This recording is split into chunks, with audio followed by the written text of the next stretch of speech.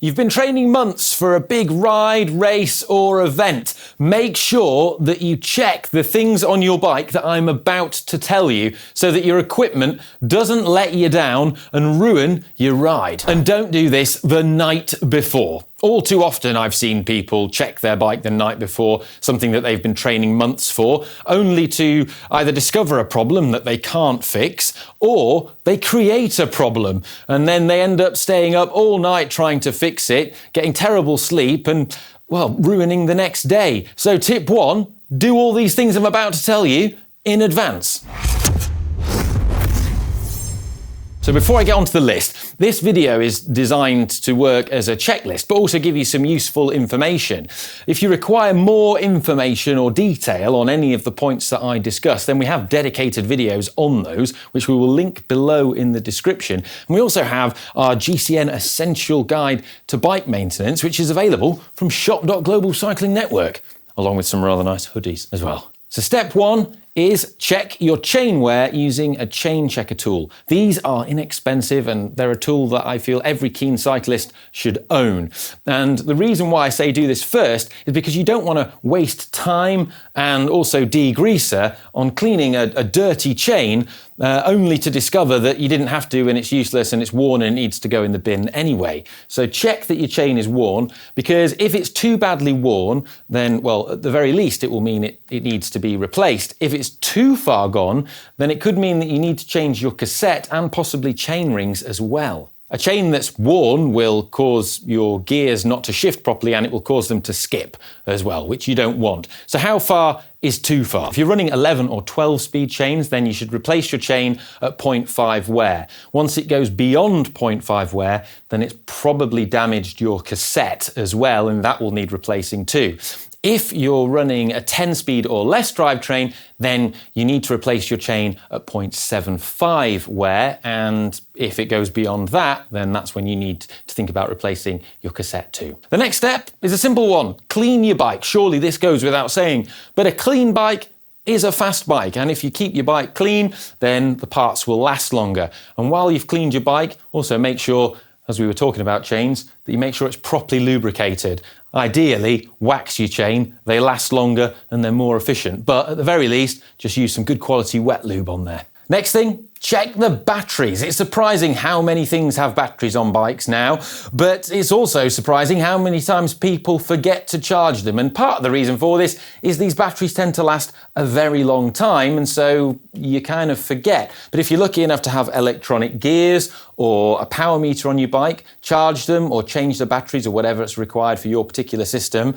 And also remember things like your head unit and your heart rate monitor too. So little tips and things that I do are I like to take a charged power bank with me when I go to an event. I don't ride with this unless it's a super long event, but I have that in my bag just so that I can charge something if I need to. And also make sure you remember the requisite cables for whatever it is you're charging. Certain power meters and electronic gear systems require a very specific cable, which could be hard to find, and you know, not all bike shops will have it, so make sure you take that with you as well. And something else is it's amazing how many little systems and things that use the classic coin cell batteries. So something I do is actually buy these things in bulk online. You get them cheaper that way, and I always just have a few ready in my bag if I'm going to need them. Next thing is to check your brakes. This is especially important if your big event is going to be in very hilly or mountainous terrain. And the first thing to do is to just inspect the pads, and this is the same whether you're using rim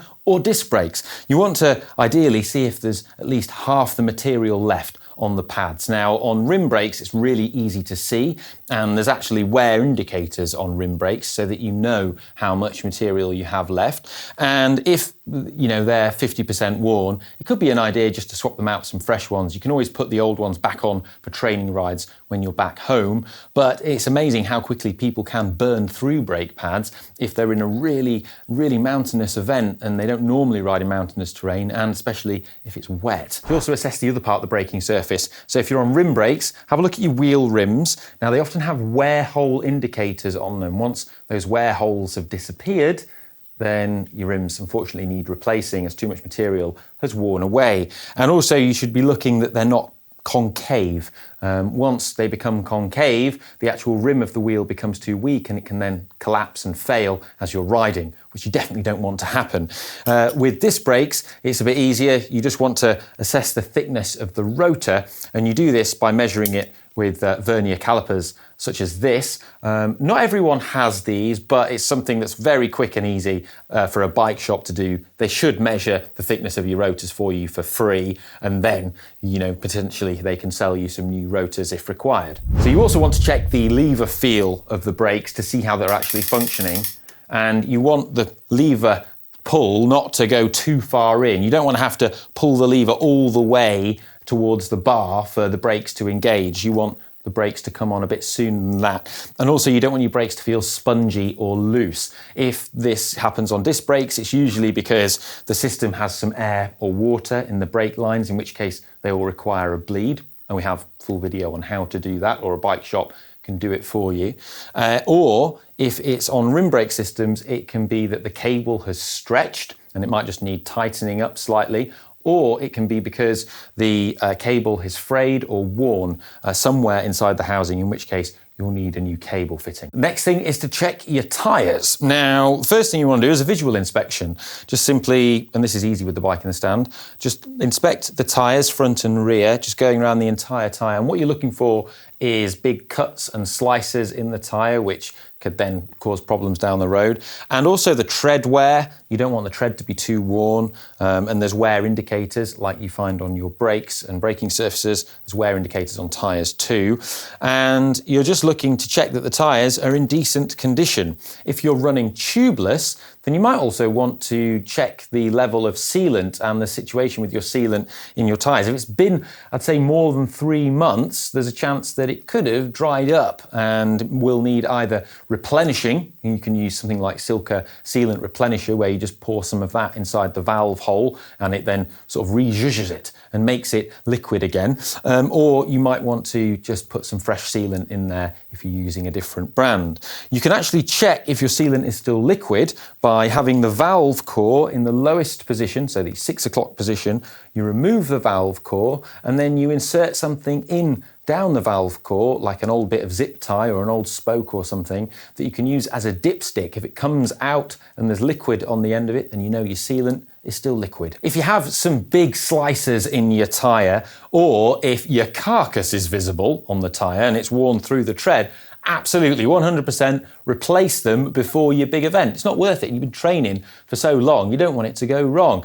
And something else that can be overlooked is tyre pressure itself. Now, having a cheap tyre run at the optimum pressure is better in performance than having an expensive tyre run at the wrong pressure. So make sure that you consult a tyre calculator, such as the Silka online one is a great resource, and there's a Pirelli one as well, and they can help guide you through the optimum pressure for your chosen event so that you've got the most performance out of your equipment. The next thing is check the status of your spares and your saddlebag. If you're one of those lucky people who can't remember the last time they had a roadside mechanical or a puncture, then, well, it's worth checking the status of your saddle pack and the contents of it. The reason being is that situated at the back of your saddle there, they are the perfect target for any road spray, dirt, detritus or grime that flicks up off the back wheel. Consequently, they take an absolute battering, and the contents inside are the kind of in the perfect environment for rust and corrosion to occur. So people often, go on their big event and they have their saddlebag on, and then the worst happens, they get a puncture or a mechanical, and they go to take out their multi-tool or CO2 cartridge or whatever it is, only to find that it's corroded away and gone all rusty, or there's been a part rubbing against their inner tube which has caused it to have a little puncture hole in it, and then their inner tube doesn't work. Only takes 5 minutes to just check the contents of your saddle pack, but it could be a lifesaver in your actual event. And while you're reviewing the contents of it, I'm a big fan of TPU inner tubes for a number of reasons, because, well, they save a bunch of weight, and also they just take up hardly any space. So it's not just the weight of your bike and your fancy wheels and all the other components on your bike, or the weight of you. You're carrying your saddlebag too, so saving quite a significant chunk of weight off your spares, well, it's worth doing.